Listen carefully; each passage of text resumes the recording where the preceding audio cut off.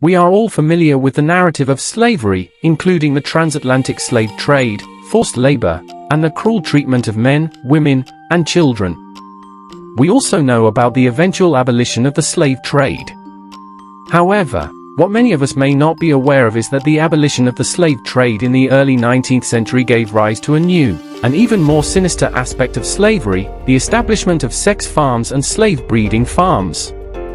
The objective of these farms was distressingly straightforward: to produce more slaves. Slave owners came to the realization that they could no longer import slaves from Africa, so they resorted to breeding them as if they were livestock. This involved a meticulous selection process, considering physical attributes, health, and even intelligence, with the aim of producing the strongest and most profitable offspring. Slave breeding farms were scattered throughout the southern United States, with estimates suggesting that as many as 70 were in operation during their peak popularity. These farms were often operated by wealthy plantation owners who viewed slave breeding as a lucrative business opportunity. However, the horrors of these practices extended even further. In some instances, plantation owners set up sex farms, where slaves, often young girls, were compelled to engage in sexual activities with other slaves or even with the plantation owners themselves. The offspring resulting from these forced sexual encounters were considered profitable commodities, and were frequently sold at auctions to the highest bidder. The true extent of these practices is challenging to quantify, since records were often destroyed or intentionally concealed. Nonetheless, it is estimated that thousands of slaves were coerced into participating in these breeding programs, leading to countless atrocities and human rights violations. In this video, we intend to reveal 10 of the most horrifying facts about slave breeding and sex farms in the United States.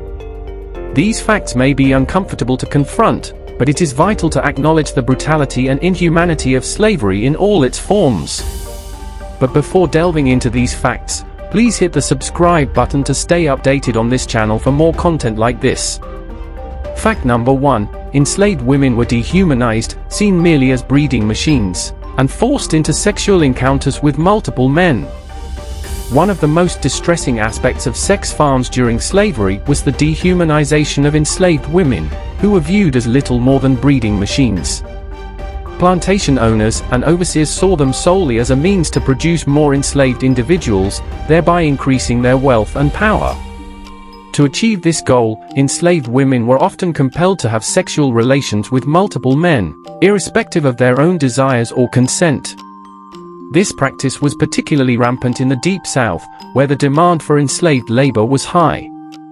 Enslaved women in these regions faced brutal physical and sexual abuse with no hope of escape or recourse, as they were regarded as property rather than human beings. The forced breeding practice was not confined to the Deep South, it was prevalent in other regions of the country, including the Chesapeake Bay area and the Upper South. Evidence of this forced breeding can be found in historical sources such as plantation records, which frequently mention enslaved women designated as breeders or breeding stock. These records provide details about the number of children born to these women, their ages, health conditions, and other pertinent information. Slave narratives, too, document the experiences of enslaved women who were subjected to forced breeding. One such narrative is the account of Harriet Jacobs, an enslaved woman in North Carolina during the mid-19th century. Her memoir, Incidents in the Life of a Slave Girl, vividly portrays the horror of being forced into sexual relations with her owner to produce children. Fact number 2. Female slaves endured sexual abuse, including rape and forced relationships with their owners or overseers. The sexual exploitation of female slaves was pervasive during the era of American slavery. While these women were subjected to forced labor, they also endured sexual exploitation at the hands of their owners and overseers. This disturbing practice was not limited to any particular region or plantation but was widespread throughout the American South. The earliest evidence of sexual abuse of female slaves can be traced back to the transatlantic slave trade, where female slaves were often sexually abused by crew members and male slaves during the harrowing journey across the Atlantic. Once in the American South, female slaves faced even more sexual abuse, taking various forms. including rape and coerced sexual relationships. Owners and overseers frequently abused their power and authority to force slave women into sexual relationships. These relationships were often violent and non-consensual, resulting in many enslaved women becoming pregnant against their will. The children born from these forced sexual encounters were not considered the offspring of their fathers, but rather the property of their mother's owners. This meant that these children, too, were slaves and could be sold or traded like any other commodity. This practice was particularly common in the Upper South, where slaves were bred for sale to the Lower South. Notable examples of such abuse include Sally Hemings, a slave woman owned by former U.S. President Thomas Jefferson. Hemings was forced into a sexual relationship with Jefferson, resulting in the birth of 6 children, 4 of whom survived to adulthood. While these children were not recognized as Jefferson's offspring during his lifetime, DNA evidence has since confirmed their paternity. Another distressing case is that of Celia, a slave woman owned by Robert Newsom in Missouri. Newsom repeatedly raped Celia, and when she became pregnant, he refused to acknowledge the child as his own. When Celia killed Newsom in an act of self-defense, she was tried, convicted of murder, and hanged. This case sheds light on the brutal reality of sexual abuse and violence that many slave women endured in the American South. Fact number 3. Offspring born on sex farms were forcibly separated from their families and sold as soon as they were weaned. The practice of separating families during slavery was widespread, with enslaved children often sold away from their parents. However, on sex farms, this practice was particularly prevalent. Enslaved women forced into breeding were frequently impregnated by men who were not their husbands or partners.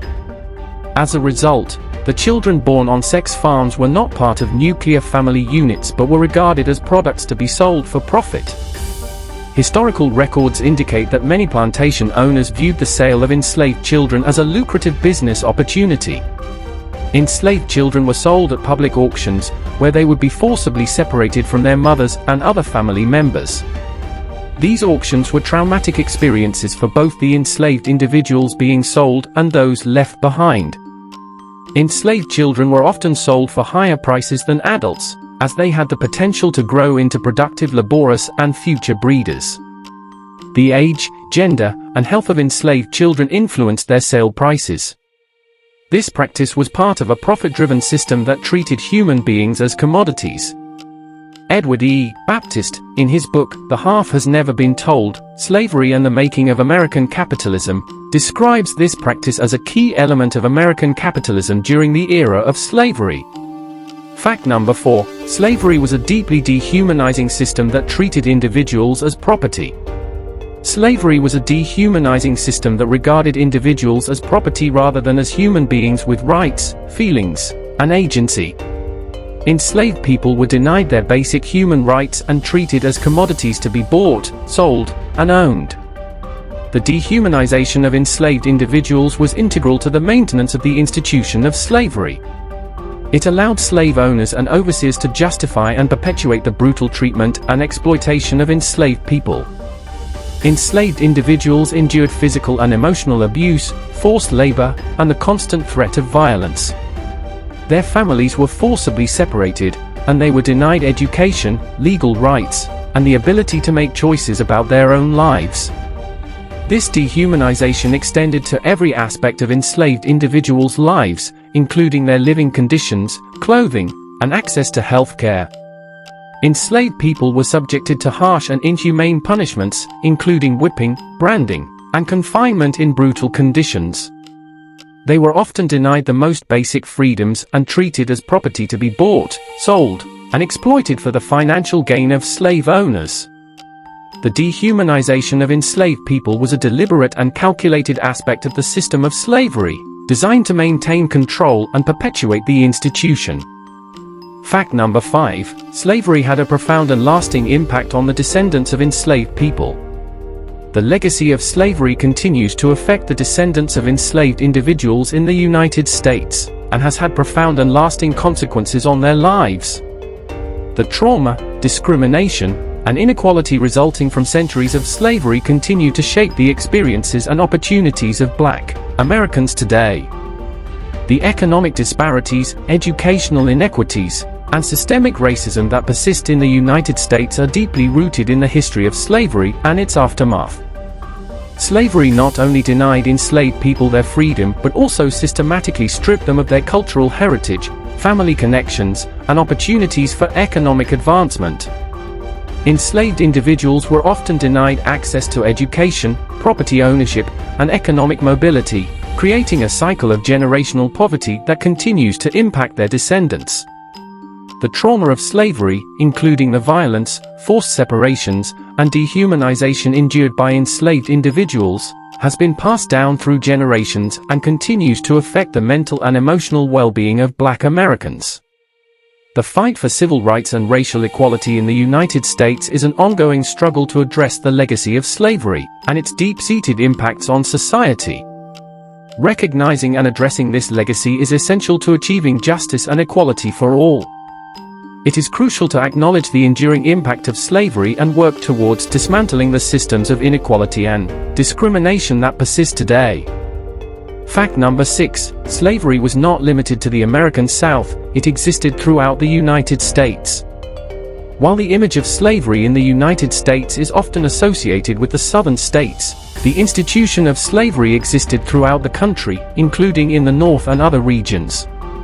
Slavery was deeply embedded in the American economy and society, with each region having its own distinct form of slavery. In the North, while there were fewer large plantations and a lower number of enslaved individuals than in the South, slavery still played a significant role in the economy. Enslaved people in the North were used for various forms of labor, including agriculture, domestic work, and skilled trades. Northern industries, such as textiles and manufacturing, relied on raw materials produced by enslaved individuals in the South. The profits generated from these industries contributed to the overall wealth of the northern states. Slavery also existed in the Midwest and western regions of the United States, where enslaved individuals were used for agricultural labor and mining. Even in areas where slavery was not as prevalent, racial discrimination and prejudice persisted, further impacting the lives of Black Americans. The notion that slavery was limited to the South is a misconception that overlooks the widespread and interconnected nature of the institution across the entire country. Fact number 7. The Underground Railroad played a crucial role in assisting enslaved individuals seeking freedom. The Underground Railroad was a clandestine network of individuals, safe houses, and secret routes that operated during the 19th century with the primary purpose of aiding enslaved individuals in their escape from slavery. This remarkable and courageous effort involved the collaboration of both black and white abolitionists who risked their own safety to help others reach freedom. The Underground Railroad provided shelter, food, and guidance to enslaved people traveling along the secret routes from the southern states to the north or to Canada, where slavery was abolished. The conductors of the Underground Railroad, often referred to as station masters, facilitated the movement of fugitive slaves from one safe location to another, using coded language and signals to communicate. The stations, or safe houses, were crucial stops along the route where escaping individuals could find refuge and support. Notable figures like Harriet Tubman, known as the Moses of her people, made numerous daring trips back into slave territory to lead others to freedom. The Underground Railroad represents a powerful example of grassroots activism and solidarity in the fight against slavery. It played a significant role in helping thousands of enslaved individuals escape the horrors of slavery and find their way to freedom.